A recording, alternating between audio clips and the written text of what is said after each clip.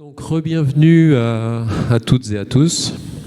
Pour Télécom Sud Paris, donc Grégory Blanc, qui va nous faire une présentation. Donc, Grégory Blanc, il est Associate Professor in Networks and Security à Télécom Sud Paris.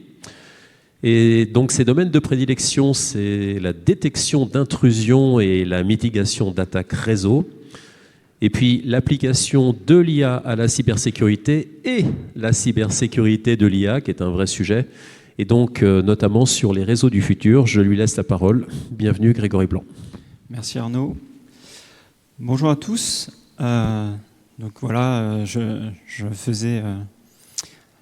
disais tout à l'heure, moi, je ne suis peut-être pas le renard, hein, je suis peut-être encore une autre sorte d'animal. Hein, je suis de formation ingénieur informatique et donc j'ai un doctorat en sécurité informatique.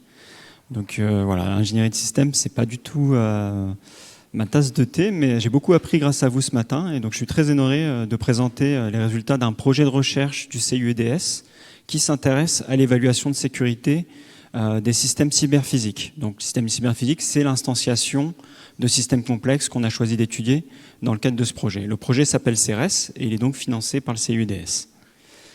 Alors, voici le plan de ma présentation. Donc, on va très vite vous donner un sentiment, on va dire, de la problématique de sécurité qui pèse sur les systèmes cyberphysiques, avant ensuite de présenter, on va dire, factuellement le projet CERES, nos objectifs, et puis j'irai dans les contributions en faisant quelques rappels ici et là sur qu'est-ce que c'est que l'évaluation de sécurité des systèmes cyberphysiques et comment on utilise aujourd'hui des jumeaux numériques, et on verra que ça peut avoir différentes formes. Et je ne suis pas non plus un expert des jumeaux numériques, mais on apprend un peu en marchant dans ce projet. Alors, sans plus attendre, la problématique, de toute façon, quelques chiffres, hein, mais vous voyez, ce sont des chiffres qui sortent d'une étude qui a été menée au début de l'année 2022, sur la période des 12 derniers mois, donc c'est-à-dire les 12 mois de l'année 2021, dans 3 pays, les États-Unis, l'Allemagne et le Japon, sur 3 secteurs industriels, dont la fourniture d'énergie. Et on voit que voilà, jusqu'à 89% en fait, de ces industries, donc les entreprises répondantes, ont souffert de problèmes de fourniture en énergie, par exemple, dus à des cyberattaques. Et des cyberattaques qui, en plus, ont impacté, empêché la production pendant au moins 4 jours et 5 en moyenne. Alors vous voyez aussi les chiffres, hein, donc c'est pas des petites sommes et donc c'est pour ça que c'est important. Mais alors au-delà de ça, sur les systèmes même cyberphysiques, sur les systèmes industriels, on voit que les problématiques cyber ont affecté ces systèmes jusqu'à 72% des répondants. Et alors, qu'est-ce qu'on fait quand on est face à ce genre de problème ? On essaye de trouver des solutions et de réduire, on va dire, la surface d'attaque, de réduire le nombre de vulnérabilités. Mais ce n'est pas toujours quelque chose qui a été, on va dire, naturellement l'initiative des entreprises victimes, puisqu'on note que c'est seulement, pour 29% d'entre elles, une demande du client ou du partenaire de renforcer son niveau de sécurité. Okay ? Et puis en plus, sur les attaques qui ont eu lieu, on a environ 40% qui n'étaient pas capables de bloquer l'attaque au tout début. Donc, c'est de très gros problèmes et évidemment, les différents soucis qu'on a pu voir apparaître ici et là et même en France. Hein, je vous rappelle qu'on a une longue liste d'hôpitaux qui ont été affectés par des attaques, en sont les bons témoins. Alors, donc en partant de ça, on s'est dit qu'on allait travailler typiquement par exemple sur des objets cyberphysiques que sont les bâtiments connectés. Le projet CERES a un nom un peu plus général puisqu'on vise à fournir en fait une méthodologie d'évaluation de sécurité pour des systèmes cyberphysiques dans des environnements qui sont dits réalistes. C'est un projet qui fait appel à 2 équipes en collaboration. Alors 2 équipes, on va dire, dont les expertises sont quand même assez proches, mais qui chacune vont apporter effectivement leur propre discipline. Typiquement, ce matin, vous avez vu Dominique qui a présenté pour le compte de l'équipe ACES à Télécom Paris et nous apporte donc cette expertise en ingénierie par les modèles, alors que nous, on est plutôt basé sécurité réseau. Mais alors, on n'a personne, évidemment, qui est spécialisé dans les bâtiments connectés ou dans les systèmes complexes. Bon, ça ne nous a pas empêché de nous plonger dans le projet et d'essayer d'y contribuer. Donc les objectifs, ça va être in fine de construire un démonstrateur dans lequel on va pouvoir représenter un système industriel, un système cyberphysique, pardon, et justement essayer déjà dans un premier temps d'évaluer son niveau de sécurité, de jouer typiquement des attaques pour voir à quel point on arrive à exploiter ces vulnérabilités, et puis dans un second temps essayer d'évaluer quelles sont les contre-mesures les plus appropriées à déployer. Alors pourquoi elles seraient les plus appropriées? Parce qu'en fait, lorsqu'on déploie une contre-mesure, et donc tout à l'heure je posais la question, tout ce qui est sûreté de fonctionnement et sécurité, lorsqu'on déploie une contre-mesure de sécurité, on peut avoir une dégradation de l'état en fait, de notre système à protéger. Et ce qu'on aimerait, c'est choisir la contre-mesure dont la dégradation est peut-être la minimale, la plus minimale. Donc notre cas d'étude, comme j'en parlais, c'est donc effectivement les bâtiments connectés. Donc on a beaucoup entendu parler des hôpitaux, et c'est une des sources qui nous a permis de modéliser dans notre projet. Alors les approches, rapidement, mais dans notre, en tout cas, fiche programme, ce qu'on avait dit, c'est qu'on essaierait de modéliser à différents niveaux. Donc évidemment, tout ce qui est modèle abstrait, mais déjà, rien que aussi la fourniture d'un jeu de données, ça peut servir non seulement à nous, mais à d'autres personnes pour ensuite modéliser à partir des données qui ont été capturées. Et donc ça aussi, c'est un des objectifs, que de capturer des données et de les fournir peut-être à l'extérieur si notre financeur nous le permet. Et puis, on peut bien évidemment essayer de modéliser des composants de manière isolée, mais ce qui est bien sûr le plus intéressant, c'est de les mettre ensemble et de voir leurs interactions. Et c'est là où on s'est dit que pour peut-être de la représentation à peu près multi-échelle, on irait voir du côté des jumeaux numériques. C'était un buzzword au début, et puis c'est quelque chose que maintenant on essaie de vraiment prendre à bras-le-corps. Alors, on est bien sûr face à différents défis, parce qu'à partir du moment où on modélise, on souhaite effectivement que ce modèle soit représentatif de la réalité. Et puis derrière, il y a aussi cette question de couverture. Plus on va modéliser de choses, et plus on va avoir de choses qui vont être difficiles à faire rentrer dans un algorithme d'apprentissage ou dans un système de vérification formelle. Donc on a essayé aussi d'essayer de voir comment on peut réduire le périmètre. Au final, l'une des choses que l'on souhaite fournir aussi, c'est en ayant une plateforme, c'est de pouvoir avoir quelque chose de reproductible. Alors on a 2 work packages, je vais passer rapidement dessus parce que c'est pas forcément intéressant de voir totalement la tambouille interne du projet, mais on a un qui est vraiment basé sur la modélisation et la validation des contre-mesures. Et on parlera d'une des contributions qu'on a obtenues récemment. Et puis une autre où on va vraiment mettre les mains dans le cambouis du cyberphysique et de la partie physique en l'occurrence, où on construit une plateforme à l'aide d'automates programmables du marché et sur lesquels on va implémenter justement quelques cas d'études de sécurité. Et notamment, on s'intéresse, puisque nous venons du réseau, au fonctionnement de certains protocoles réseau à différents niveaux, que ce soit terrain, que ce soit un peu plus du côté de l'IT, mais aussi entre automates et systèmes de contrôle. Et donc, tirant avantage de cette plateforme physique, on souhaite donc implémenter un jumeau numérique, puisque c'est un des constituants obligatoires de ce jumeau numérique dont je parlerai donc en deuxième partie de cette présentation. Donc la sécurité, comment l'évaluer maintenant? Donc je fais un rapide rappel sur les systèmes cyberphysiques. Je ne sais pas, peut-être que vous connaissez d'ailleurs. Là c'est la représentation, c'est le modèle de l'université de Purdue. Vous avez donc différents niveaux, sachant que le niveau le plus bas, c'est tous les procédés physiques. Vous avez les sondes, les actuateurs qui sont là, ou actionneurs, pardon. Et puis tout en haut, vous avez effectivement le système informatique qui est du coup aujourd'hui connecté de fait à ce système physique. Mais avant, on imaginait que dans les usines, ces systèmes-là étaient totalement isolés. Et puis entre chaque couche, en fait, donc qu'on peut aussi appeler des zones, mais le concept de zone est quand même un peu différent en fait dans la terminologie de Purdue, vous avez aussi ce qu'on peut appeler des conduits, c'est-à-dire des communications qui se font entre les différentes zones. Et puis de temps en temps, vous avez un élément unique qui sert à opérer ces communications. Donc là, on a un switch, mais on peut avoir aussi des éléments de sécurité comme un pare-feu. Alors, juste pour définir certains objets, donc ici vous avez les automates programmables qui s'occupent de la commande de vos actionneurs et qui récupèrent les données des sondes. Et puis au-dessus, vous avez un système de supervision et de contrôle qui permet de programmer en fait ces automates.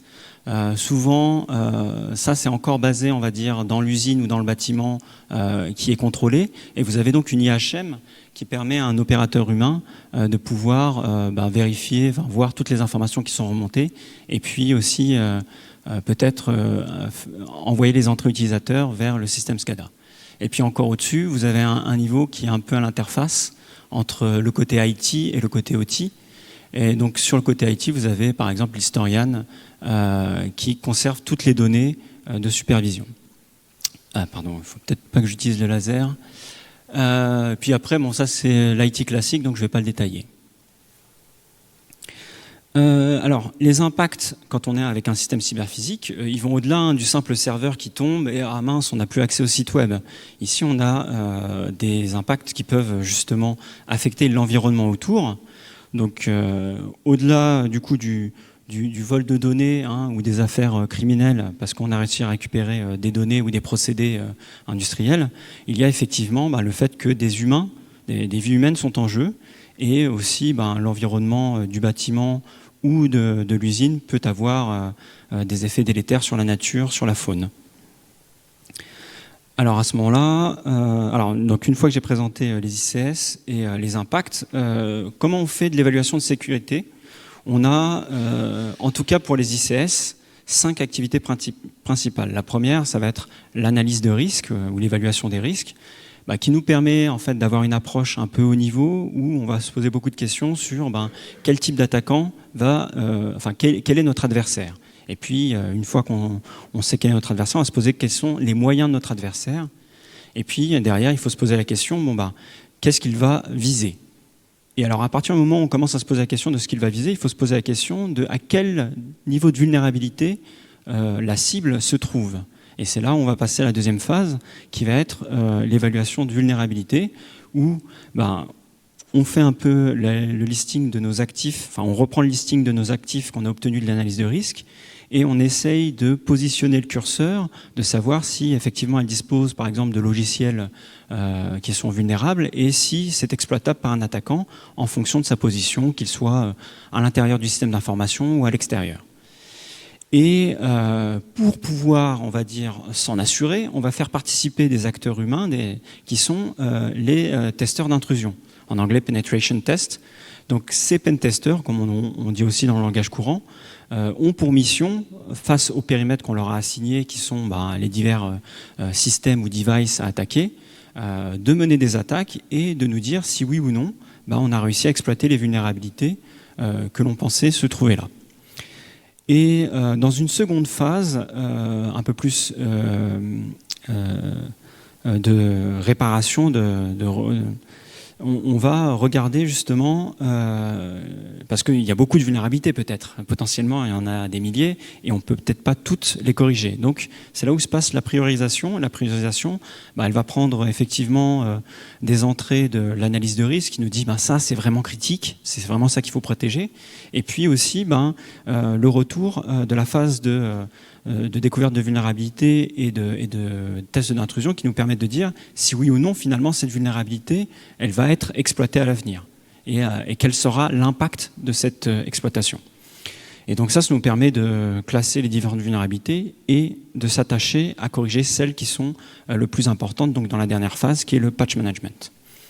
Alors, tout ça, c'est bien gentil, mais on arrive à un moment donné à un mur. C'est-à-dire que quand on fait ça sur des systèmes logiciels, déjà, on ne peut pas vraiment le faire en production. Donc, ça veut dire qu'on attend le week-end, que tout le monde soit rentré chez soi. Et puis, quelqu'un va envoyer l'installation du patch. Et on espère qu'au retour, le lundi, tout se passe bien. Mais alors quand on est sur des systèmes justement cyberphysiques dans des usines ou dans des hôpitaux où on a des patients H24 qui sont là dans des lits sous respirateur artificiel, on ne peut pas vraiment lancer ce genre de patch. Ou alors il faut vraiment le faire de manière isolée. Donc j'imagine, je ne sais pas, mais que dans un hôpital, on va dire ok, on va fermer toute cette aile-là pendant 2 heures, le temps de mettre en place les patchs, on va bouger les patients, et puis ensuite on va les faire revenir une fois qu'on aura patché. Je suppose.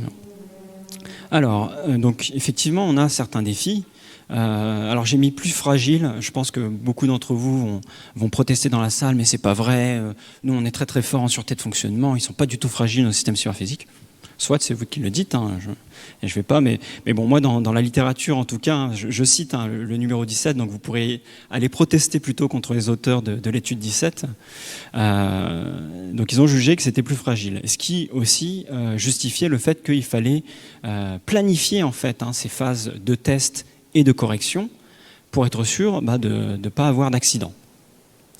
Alors c'est plus complexe, hein, il faut systématiquement modéliser. Alors on l'a vu tout à l'heure, par exemple on peut modéliser différents systèmes complexes les uns par rapport aux autres, donc on est déjà à gros grains, mais ensuite si on descend, on voit qu'un système complexe c'est encore la somme, voire plutôt la combinaison de systèmes complexes, et puis chacun unitairement est aussi complexe à sa manière. Enfin, voilà, ça peut être très très difficile d'anticiper tout un tas de vulnérabilités à partir du moment où on se dit là j'avais envoyé tel stimulus à mon système, mais en fait il s'avère que ça a déclenché une réaction entre guillemets en chaîne sur d'autres sous-systèmes. Alors ils sont plus vulnérables, ça c'est un fait, c'est que comme je vous le disais avant, beaucoup de ces systèmes-là étaient déconnectés en fait avant, ils étaient isolés, ils ont été produits il y a très très longtemps avec aucun standard de sécurité, cela dit, juste de sûreté de fonctionnement, et donc ils sont vulnérables à tout un tas de vieilles vulnérabilités. Alors on en reviendra donc à la prioritisation des vulnérabilités, c'est que peut-être ces vieilles vulnérabilités, la plupart du temps on va les détecter, on va savoir qu'elles sont là, et peut-être qu'elles sont très faciles finalement à bloquer si je mets un filtre quelque part qui me permet de bloquer certains messages. Et enfin, alors est-ce qu'ils sont plus sensibles? Je ne sais pas, c'est vrai que dans l'étude c'est ce qu'il semblait indiquer. J'avais pas pour idée que typiquement dans une usine on collecte beaucoup d'informations personnelles sur les personnes qui y travaillent, mais j'ai peut-être pas assez réfléchi, et probablement que certains autres systèmes, et typiquement les hôpitaux, ont des informations sur les patients qui sont elles par contre très critiques. Voilà, est-ce que je vais arrêter mon hôpital pour pouvoir justement tester des vulnérabilités ou des choses comme ça? Non. Alors quelles sont les alternatives si je veux travailler justement de manière déconnectée? Je pourrais me dire, tiens, je pourrais en fait reprendre le même système et le tester de mon côté, et faire l'évaluation de sécurité de mon côté. Donc c'est bien parce que ça permettrait in fine une très grande fidélité par rapport aux réactions qu'on va obtenir du système. Ça veut dire qu'on va avoir par contre une réplique qui soit exacte et dans des conditions et un environnement qui soit proche du réel. Donc c'est quand même pas des requirements, des exigences qui sont triviales. Et puis ça va être cher en fait. Si je dois acheter le double, alors évidemment je pourrais avoir de la redondance, mais ça promet d'être plutôt cher s'il faut à chaque fois que je reproduise exactement le même système. Alors on peut faire de la simulation, je vois qu'il y en a beaucoup dans cette salle, en tout cas parmi les gens qui étaient assis, qui travaillent dans la simulation. Ça semble rapide, ça semble aussi, on doit aussi pouvoir modéliser de manière précise des entrées avec des sorties. Donc ça demande quand même une certaine couverture du réel, donc aussi une observation qui est assez longue pour nous permettre justement d'avoir un système le plus précis possible. Alors j'ai mis peut-être moins dynamique, là pareil c'était indiqué par une autre étude, alors je ne l'ai pas mise ici en référence, mais qui essayait de motiver le jumeau numérique par rapport justement à la simple simulation. Quelque chose qui est indéniable par contre, c'est que dans le jumeau numérique, on aura aussi accès à de l'information qui provient du jumeau physique. Et ça, c'est quand même aussi une distinction fondamentale. Et donc, je vais en parler juste après. Alors, il y a le modèle. Je ne vais pas passer trop de temps sur le modèle, puisque je pense que Dominique vous a fait un bon exposé ce matin. Alors, maintenant, je vais vous expliquer un peu comment on est parti des modèles quand même, avec Dominique et différents étudiants, dont un stagiaire, Hugo, qui a travaillé justement sur faire de l'évaluation de sécurité de systèmes cyberphysiques basés sur les modèles. Alors, on a eu une approche qui s'est concentrée sur les aspects plutôt évaluation des risques, voire pré-évaluation de vulnérabilité et pré-test d'intrusion. Et donc l'idée pour nous, c'était si on devait fournir un système cyberphysique à évaluer à des gens qui sont pas forcément experts du domaine, comment utiliser les outils qu'on allait produire pour pouvoir mener cette étude. Et donc évidemment, parce qu'on se doute, déjà rien qu'à l'évaluation de risque, que c'est quelque chose d'extrêmement fastidieux à faire, il faut essayer de fournir une certaine automatisation sur les tâches suivantes. Alors, donc rapidement, après une étude de l'état de l'art, Hugo a discerné un certain nombre de modèles, de langages de modèles qu'on pouvait utiliser, et notamment, une des contributions, ça a été d'étendre SysML pour modéliser des composants cyberphysiques spécifiques. Et puis, on s'est arrêté sur Mulval, qui est un langage de l'état de l'art spécifique pour la génération de graphes d'attaque. Donc voilà, ça c'était la méthode, on va dire. Et puis, effectivement, pour pouvoir passer de l'un à l'autre, il nous a fallu trouver une manière de faire. Et alors, ce qu'on a fait, c'est qu'on a pris les sorties de modèles de SysML et puis on les a transformés dans des prédicats qui vont être ensuite consommés par Mulval pour la construction de son graphe d'attaque. Ça, c'est le métamodèle. Alors, on voit ici, en fait, en rouge, ce qui a été ajouté par Hugo. Donc, c'est pas forcément très lisible. Mais typiquement, SysML fonctionne beaucoup sous la forme de blocs. Okay, et donc, on a étendu, en fait, le concept de bloc pour ajouter le concept d'actifs et d'actifs à protéger. Donc, pour les actifs à protéger, du coup, il y avait une notion d'importance de l'actif, comme je vous le disais. Savoir quels sont ceux qu'on va protéger et, du coup, quel va être l'impact si jamais un tel actif venait à être compromis. Alors, l'actif lui-même, donc, il peut être soit un équipement matériel, un device, ou ça peut être un programme, puisqu'on est dans du cyber physique. Et puis, évidemment, on a aussi des hôtes cyber, donc des ordinateurs, et tout cela peut être connecté via des connexions réseau, donc c'est pour ça qu'on a aussi des ports là.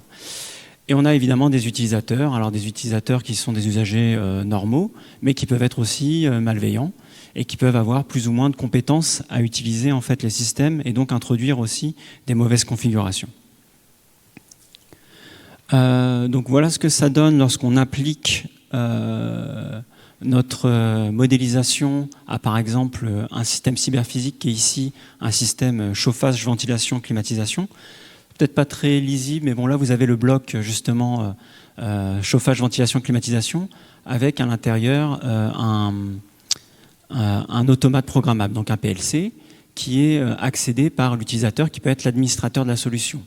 Et puis, vous avez donc d'autres objets, des devices, qui peuvent fonctionner donc à l'intérieur de ce bloc de chauffage. Et vous avez donc aussi les actionneurs qui nous permettent de prendre des décisions qui vont être ensuite poussées sur notre système. Et puis, tout en haut, vous avez un autre bloc qui est lui aussi un bloc complexe. Alors, je ne les ai pas mis tous ici, mais si vous voulez, je pourrais vous montrer après la présentation qu'est-ce qu'il y a dans ces blocs, qu'est-ce qu'on a modélisé. Et donc le bloc SCADA, c'est le bloc justement de contrôle et de supervision.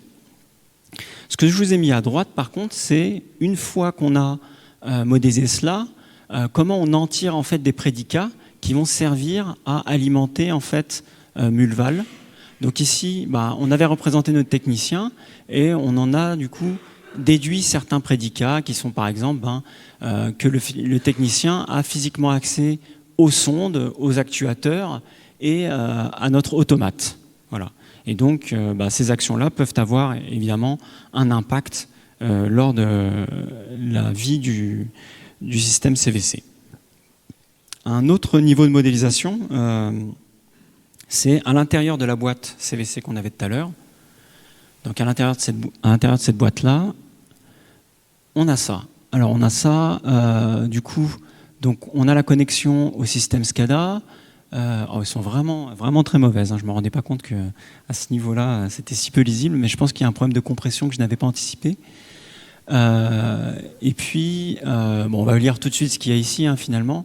On nous dit que dans notre système cyberphysique, donc on va avoir des règles de contrôle d'accès sur un serveur web, donc j'imagine que c'est l'IHM, qui est en communication donc, avec le système SCADA et qui utilise le port OPC-UA avec le protocole OPC-UA. Donc OPC-UA, c'est un des protocoles industriels qu'on utilise et qui est généralement utilisé pour la communication entre l'automate ou les automates et le système SCADA, donc de supervision et de contrôle. Et puis, on a aussi généré d'autres règles qui vont être donc mis en entrée de Mulval. Et Mulval, in fine, va vous générer un tel arbre d'attaque. Alors là, on est juste sur un exemple simple. Et même sur un exemple simple, ça peut paraître parfois illisible. Alors ici, vous allez me dire, c'est la capture d'écran qui fait que c'est illisible, évidemment. Mais en fait, ce qu'il faut voir, c'est que vous avez un certain nombre de situations de départ, de situations initiales, et puis vous avez à la fin des situations finales qui sont en fait la réalisation de notre scénario d'attaque. Et donc chaque nœud va ensuite prendre ses entrées et va associer une probabilité de réalisation, par exemple, d'une attaque. Alors comment on calcule ces probabilités? Donc ça, c'est un problème, on va dire, je ne veux pas dire qu'il est complètement ouvert, mais soit effectivement le spécialiste, l'expert se dit, et c'est ce qu'a fait Hugo, va donner une pondération qui est arbitraire, ou soit justement via d'autres activités comme l'analyse de vulnérabilité ou la détection d'intrusion, les tests d'intrusion, on va pouvoir affecter aussi des scores. Par exemple, comme le score CVSS pour dire telle vulnérabilité est à tel niveau et ça veut dire qu'il y a telle probabilité de pouvoir la compromettre. Bon, je vais passer parce que c'est vrai que c'est un peu petit, pardon. Alors, donc les limitations, c'est qu'on a testé effectivement pour l'instant sur des petits modèles plutôt simples. Que comme je vous l'ai dit, il y a eu pas mal de travail manuel, donc l'ajout de vulnérabilité et d'attaque, mais tout ça aussi provient de bases de données qu'on peut, on va dire, peut-être plus ou moins facilement scraper, c'est-à-dire sur lesquelles on va pouvoir récupérer l'information de manière automatisée. Et puis, comme je vous le disais, les probabilités de transition, elles, peuvent être pour l'instant assez arbitrairement définies et donc plutôt incohérentes sur le long terme. Alors, sur le long terme, pourquoi? Parce qu'elles sont propagées. Vous voyez des nœuds racines vers le nœud feuille, toutes ces probabilités sont propagées. Alors, les contre-mesures n'ont pas été modélisées pour le moment. Deuxième partie, alors il faut que je fasse vite parce que je vois que j'ai plus que 3 minutes, mais on va parler donc des jumeaux numériques. Alors, les jumeaux numériques, par rapport au système cyberphysique, ça implique un certain nombre de challenges, mais c'est un peu le but aussi de les utiliser, c'est que il y a beaucoup de changements. Ça, vous l'avez probablement déjà vu dans les autres exposés, puis c'est probablement partie de votre métier. Et puis, il faut les monitorer de manière continue. Ils sont complexes et on a besoin donc du coup de solutions qui sont plutôt cost-effectives. Alors, et c'est là où effectivement, donc c'était cette étude-là qui critiquait un peu c'était cette étude qui critiquait la simulation parce qu'il disait que la simulation était incapable de refléter les changements dans des systèmes qui sont dits reconfigurables. Alors, les 5 dimensions d'un jumeau numérique, pour ceux qui ne les connaissent pas, je fais rapidement un passage ici. Donc, vous avez tout en bas votre système physique. OK. Donc, il peut y avoir effectivement de l'IT, il peut y avoir de l'OT, vous voyez un moteur ici. Et puis, donc ce qu'on va vouloir, c'est, grâce aux sondes qu'on a dans ce système physique, récupérer les données. Donc là, on va avoir ce qu'on peut appeler un lac de données, un data lake, mais ça peut être juste une simple base de données dans laquelle on récupère toutes les mesures qu'on a. Et aussi, finalement, les commandes qu'on va recevoir de contrôleurs qui peuvent se trouver, alors je ne les ai pas là, mais d'autres contrôleurs, pardon. Bon, ils ne sont pas représentés ici. Lorsqu'on fait un jumeau numérique, ce que l'on souhaite aussi, c'est pouvoir en fait réaliser des services dessus. Alors, quand vous faites du cyberphysique en industriel, on parle beaucoup de maintenance prédictive, par exemple. Donc, un des services assez communs qu'on trouve, c'est de savoir quand est-ce qu'une pièce va être totalement usée et quand est-ce qu'il faudra la changer. Donc, ce qui nous amène à parler quand même, pour ces services, justement de l'entité virtuelle qui est censée représenter de manière fidèle notre système physique ici, et sur lesquels, en fait, on va récupérer des données et interagir, parce qu'on va aussi récupérer les données directement de temps en temps. Bref, donc sur les 5 dimensions, il en manque une, il s'agit des connexions. Et les connexions, elles sont représentées justement par les traits verts ici, par les traits rouges. Et c'est ça aussi qui fait le jumeau numérique, c'est qu'en fait, il est connecté à notre entité physique. Alors, les services que ça peut rendre, moi je commence à en parler, mais vous voyez la prédiction. Et la prédiction, on peut faire de la maintenance prédictive, on peut faire du simple monitoring. Typiquement, je ne vais pas en parler trop longuement, mais si vous me posez la question sur la détection d'intrusion, on peut faire du monitoring, on va dire différentiel, et c'est ça qui peut être intéressant pour détecter les intrusions. On peut évidemment faire des tests qu'on ne pourrait pas faire sur l'entité physique, et on peut aussi entraîner des opérateurs. C'est-à-dire qu'au lieu de leur dire on va réserver telle usine et puis faire nos tests, non, vous avez un système virtuel et on peut y ajouter tout ce qu'on veut de réalité virtuelle et de réalité augmentée pour rendre cela très immersif. Et puis évidemment, il y a tout l'aspect optimisation pour pouvoir tester des cas d'usage à long terme et voir comment à long terme on peut essayer d'améliorer le processus. Et puis il y a un dernier objet, mais j'en commençais déjà à en parler, c'est tout ce qui est sécurité. Et donc sécurité... Pour l'évaluation, c'est ce qui va nous intéresser ici. Mais évidemment, vous pouvez tester tout plein d'autres cas de scénarios qu'on dit what if, où justement on va injecter par exemple des attaques. Alors, finalement, qu'est-ce qu'on a fait nous dans le projet CRS ? Donc, vous aviez la première contribution sur l'ingénierie par les modèles, et là, c'est la deuxième sur l'autre lot avec donc notre plateforme. Notre plateforme, elle est installée donc à l'IMT, là, pas très loin d'ici. Vous ne pouvez pas la visiter parce que c'est dans une salle ZRR et voilà, donc il faut être autorisé, mais bien évidemment, si vous demandez gentiment, on pourra vous faire entrer. Il faudra juste signer un registre. Et donc dessus, qu'est-ce qu'on a fait pour vous présenter un peu la chose ? Donc ça, c'est le système CVC. Alors je sais, c'est pas très visible, c'est dans une boîte, mais il faut s'imaginer dedans que vous avez un à plusieurs automates et qui sont connectés à des sondes, lesquelles sondes sont réparties dans un bâtiment connecté. Alors ça, c'est notre bâtiment, c'est un bâtiment de 4 étages. Okay. Bon, il fait 2 mètres de haut, donc c'est des petites personnes qui rentrent dedans, on est d'accord. Et on a un moteur là qui va nous permettre de souffler aussi pour réguler la température. Et donc, voilà. Donc ça, c'est la plateforme, c'est notre entité physique qu'on va essayer de répliquer. Les données, comment on les capture ? Donc, via nos sondes. Okay. Mais il faut aussi injecter des données. Donc, il faut faire de la programmation, par exemple en graph7, pour que notre PLC, notre automate, lise les valeurs et puis demande au moteur de souffler plus ou moins fort, de souffler plus ou moins chaud, plus ou moins froid. Et c'est là où ça devient difficile, c'est là où ça devient passionnant, c'est l'entité virtuelle, qu'est-ce qu'il faut faire ? Donc là, vous avez une petite définition. Et surtout, en fait, donc le gros problème, c'est comment réaliser cette haute fidélité dont je parlais tout à l'heure. Donc ça va être une des sorties du projet, bien évidemment. Et puis, alors, comment on travaille sur l'entité virtuelle, justement ?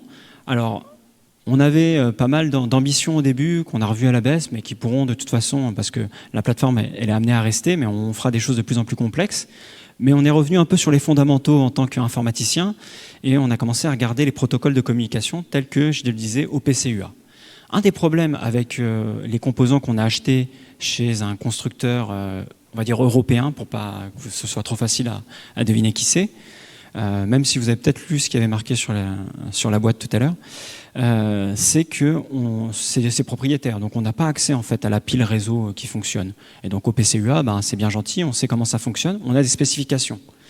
Notre doctorant, Arthur, travaille justement sur l'inférence de piles protocolaires à partir des spécifications. Il a donc un alphabet ou une grammaire de test, si vous voulez, qu'il va mettre dans un client. On va tester un client, un serveur, et en lui envoyant des requêtes, donc on fait ce qu'on appelle de l'apprentissage automatisé et actif d'automates, l'apprentissage d'automates actives, où on va communiquer avec cette pile protocolaire. On va lui envoyer des messages qu'on connaît, on va voir ce qu'elle nous répond, et puis on va inférer qu'on a changé d'état. Voilà. Et donc, ce qu'il obtient en fait dans le modèle à droite, c'est que à partir d'un état initial qui est plus ou moins connu, par exemple, il est connu si on vient juste de démarrer notre automate. Donc, à partir de cet état initial, lorsque je lui envoie un message et qu'il m'a répondu, je suis dans l'état numéro 1. Puis je lui envoie un autre message et il me répond et je suis dans l'état numéro 2 et ainsi de suite. Alors, il est possible, à partir de la spécification du protocole et donc de la spécification en ce qui nous concerne d'OPCUA, de savoir à quoi pourraient correspondre ces différents états. Mais parfois, en fait, on ne fait que découvrir au fur et à mesure. Ce qui est intéressant dans un second temps, c'est que, comme vous le savez peut-être, il y a des spécifications, mais il y a des implémentations. Et l'implémentation qui est ici peut très bien différer de la spécification. Et donc, en regardant les états qu'on obtient et qu'on interprète d'une certaine manière avec la spécification, on peut voir si effectivement l'implémentation est plus ou moins fidèle à la spécification. Et au cas où on découvrirait justement des anomalies, des divergences, eh ben, il peut se trouver que certaines de ces anomalies ou divergences peuvent donner lieu à des vulnérabilités. Je ne sais pas si j'ai... Alors ouais, ça c'est juste un schéma de son moteur d'inférence.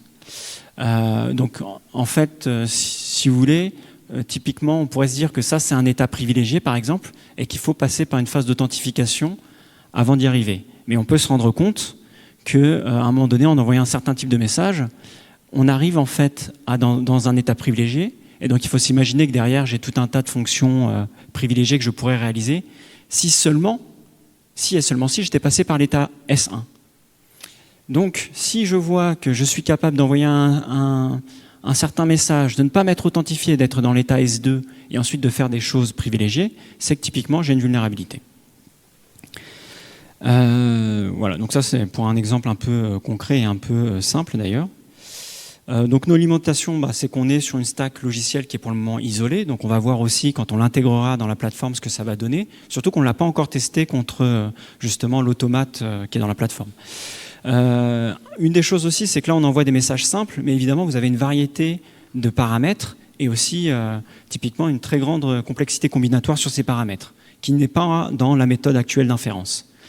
Donc du coup, ça rend aussi la couverture très difficile à maximiser. Et évidemment, on se posera aussi des questions de passage à l'échelle à partir du moment où on aura plusieurs systèmes qui parleront ensemble. Parce que là, quand on fait du client-serveur, ça va, mais évidemment, on peut avoir des inputs externes moins bien contrôlés qui peuvent venir d'autres systèmes, ou qu'on peut contrôler d'ailleurs, dans le cadre de notre jumeau numérique, mais qui vont en tout cas ajouter encore plus de complexité combinatoire.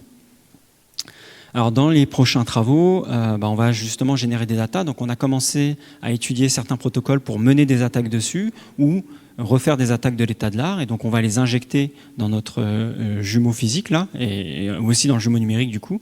Et puis on va intégrer aussi la contribution d'évaluation de risque par les modèles comme un premier service par exemple, qui pourrait être sur notre jumeau numérique. Et enfin travailler un peu plus sur les liens qui sont encore manquants aujourd'hui. Je vous remercie pour votre attention. Voilà, je souhaite aussi remercier notre équipe, donc Sondos, Antoine, Hugo et Arthur, pour avoir contribué grandement aux résultats du projet CRS.